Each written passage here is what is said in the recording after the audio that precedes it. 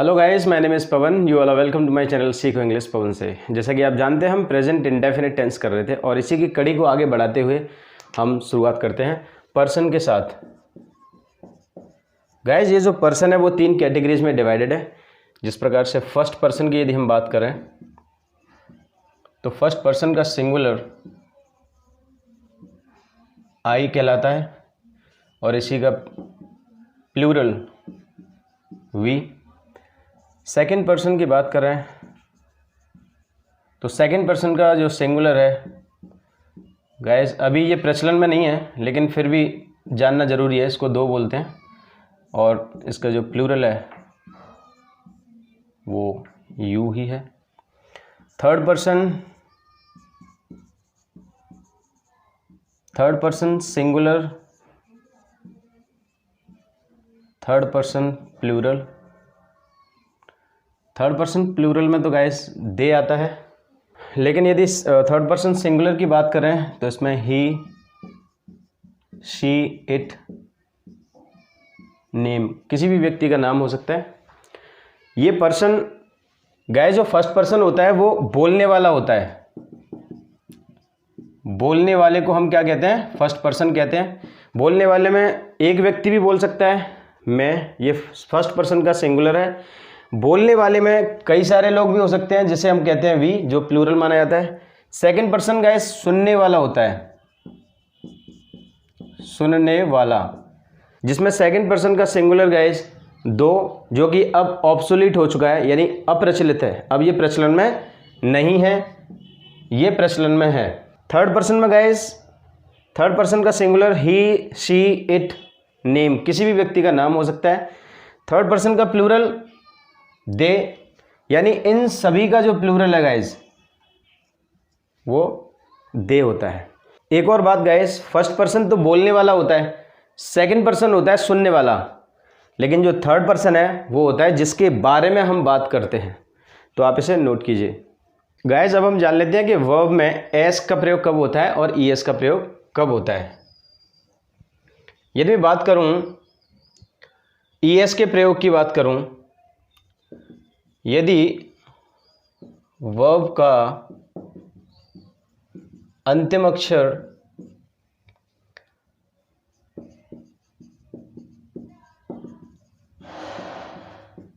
वोल्स के अलावा S, H, x या फिर जेड पर खत्म हो, तब ईएस का प्रयोग। जैसे हम यदि एग्जाम्पल्स की बात करें, फॉर एग्जाम्पल कोई भी वर्ब है जो एस पर खत्म हो, जैसे मान लीजिए हम कह देते हैं यहाँ पर डिस्कस, ये एस पर खत्म है तो इसको डिस्कसेस, यानी हम क्या लगाएंगे इसमें? ईएस लगेगा इसमें। यदि मैं कहूँ एक्सप्रेस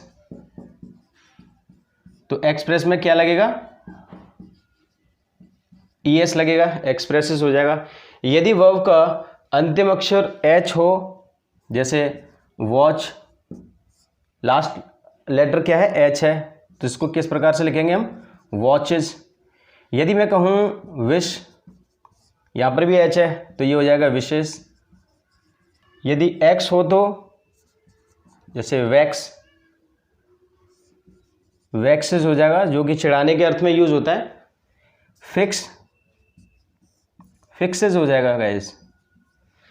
और जेड का अमूमन हम ज़्यादा प्रयोग करते नहीं हैं, लेकिन फिर भी मैं बता देता हूँ आपको कि जेड के लिए जैसे एक वर्ड है विज। विज का मतलब सनसनाना, जब मधुमक्खी फूलों के चारों ओर ऐसे राउंड लगाती रहती है तो जैसे हम बोलते हैं the bee is whizzing round the flower, इस तरह से बोलते हैं। तो विज ये लास्ट जेड पर हो रहा है तो हम इसको विजेस लिख देंगे।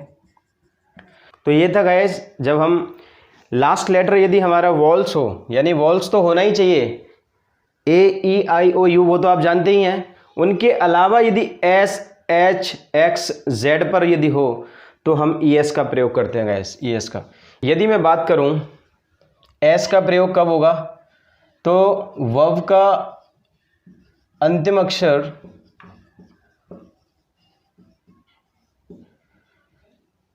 कंसोनेंट होना चाहिए गाइस।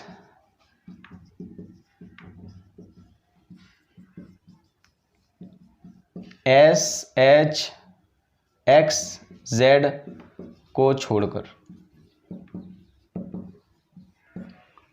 ये आप लिख सकते हैं गाइस। अब हम बात करते हैं उन वर्ब्स के बारे में जो खत्म तो वाई पर होती है, लेकिन कहीं कहीं देखने के लिए मिलता है कि वाई से पहले कहीं पर स्वर है और वाई से पहले कहीं पर व्यंजन है। तो देखिए, यदि आपको दिखाई दे वाई से पहले स्वर, ये वाई है, इस वाई से पहले यदि आपको स्वर दिखाई दे तो वाई को हटाकर एस जोड़ते हैं। जब हम टेंस करेंगे तब हम इनको डील करेंगे। जैसे मैं यहाँ पर लिखूँ वाई प्ले एंजॉय, देखिए सब में लास्ट में वाई है, इनसे पहले स्वर है, लेकिन तो हम क्या करेंगे, वाई को हटाकर सिर्फ एस जोड़ेंगे, एंजॉय। और यदि आपको इस तरीके का फॉर्मेट दिखाई देता है, कंसोनेंट से पहले यानी वाई से पहले यदि आपको कंसोनेंट दिखाई दे, वाई से पहले यदि आपको व्यंजन दिखाई दे, तो वाई को हटाकर आई ई एस जोड़ते हैं। जैसे मैं कहूँ यहाँ पर ट्राई, तो देखिए वाई से पहले क्या है, यहाँ कंसोनेंट है, व्यंजन है, तो वाई को हटा के हम क्या जोड़ देंगे, आई एस जोड़ देंगे, ट्राइज हो जाएगा। स्टडी, वाई से पहले व्यंजन है तो वाई को हटाकर हम क्या कर देंगे, स्टडीज, आई एस जोड़ देंगे। इस तरीके से हम करते हैं। यदि एक और एग्जांपल लूँ मैं तो फ्लाई, तो यहाँ पर हो जाएगा फ्लाइज। आप इसे नोट कर सकते हैं गाइस। अब हम कुछ सेंटेंसेस की प्रैक्टिस कर लेते हैं। शुरुआत करते हैं हम सबसे पहले एफर्मेटिव सेंटेंसेस से। इसका करेक्ट प्रोनाउंसिएशन आपको ध्यान रखना है, एफर्मेटिव ना कि अफर्मेटिव। और मैंने कुछ वर्ड्स अंडरलाइन किए हुए हैं, अक्सर, शायद ही, कभी कभी, हमेशा।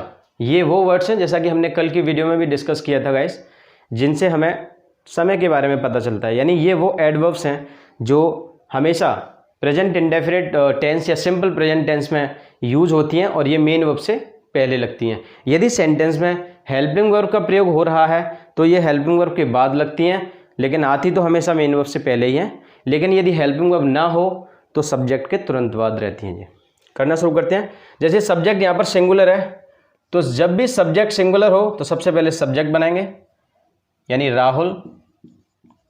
उसके बाद वर्ब की फर्स्ट फॉर्म, वर्ब की फर्स्ट फॉर्म में गाइस एस या ई एस लगेगा। राहुल सिंगुलर है, इसका मतलब परेशान करना वर्ब है, इसी में एस या ई एस लगेगा। राहुल बॉदर, लास्ट का लेटर आर है इसलिए एस लगेगा। किसे परेशान करता है, मुकेश को। Rahul bother, Rahul bothers Mukesh. मैं तुमसे रोज मिलता हूं, मैं यहाँ पर प्लूरल है, लेकिन नेचर में ये सिंगुलर होता है, आई। इसके बाद यदि जब सब्जेक्ट प्लूरल हो तो आपको पता है सब्जेक्ट के साथ वर्ब में सिर्फ फर्स्ट फॉर्म आती है गाइस, ना कि एस या एस। आई, मिलना की मीट, जिससे मिल रहा है वो उसको पहले लिख दो। किससे मिलता है, तुमसे, आई मीट यू। कब मिलता है, daily.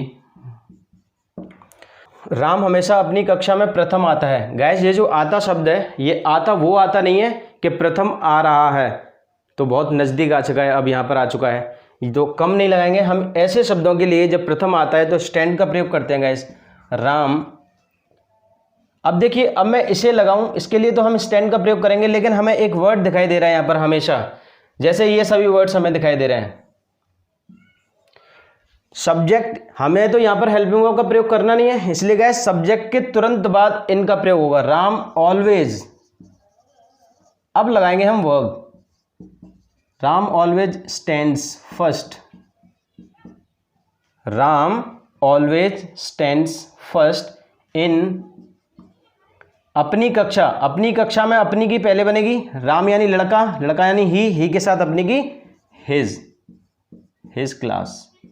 Ram always stands first in his class. देखिए इधर समीर अक्सर यहां आता है, समीर गाइस सिंगुलर है, समीर। अब यहां पर तो हेल्पिंग वर्ब का प्रयोग कर नहीं रहे हम, क्योंकि ये एफर्मेटिव कर रहे हैं हम, इसलिए सब्जेक्ट के तुरंत बाद ही ये अक्सर हमें शब्द दिखाई देगा, इसको बोलते हैं हम often. Sameer often, singular subject, Sameer often comes, कहाँ आता है? हियर।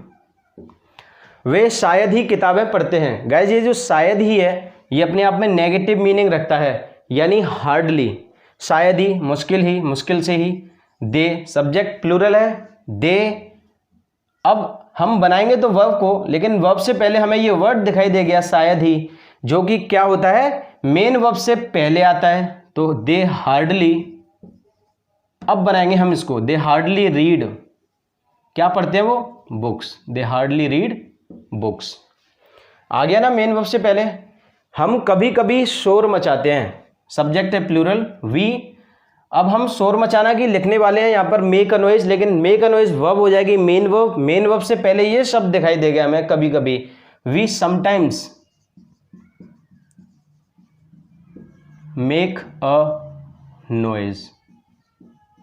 गाइज ये वो वाला समटाइम्स नहीं है, एक तो होता है सम टाइम, जो दोनों वर्ड्स अलग अलग होते हैं, सम माने कुछ, टाइम माने समय, कुछ समय, लेकिन ये अपने आप में एक सिंगल वर्ड है, समटाइम्स, कभी कभी। तो ये मेन वर्ब होगी। अब मेन वर्ब से पहले हमने इसका प्रयोग किया। गाइस इसी तरह से हमने आज का ये सेशन रखा। जब भी नेक्स्ट वीडियो हम बनाएंगे तो उसमें भी हम प्रैक्टिस कराएंगे सेंटेंसेस की, और भी सेंटेंसेस बाकी हैं प्रैक्टिस करने के लिए, आप इन्हें लिख सकते हैं। इसी तरह से जुड़े रहिए। Thank you very much.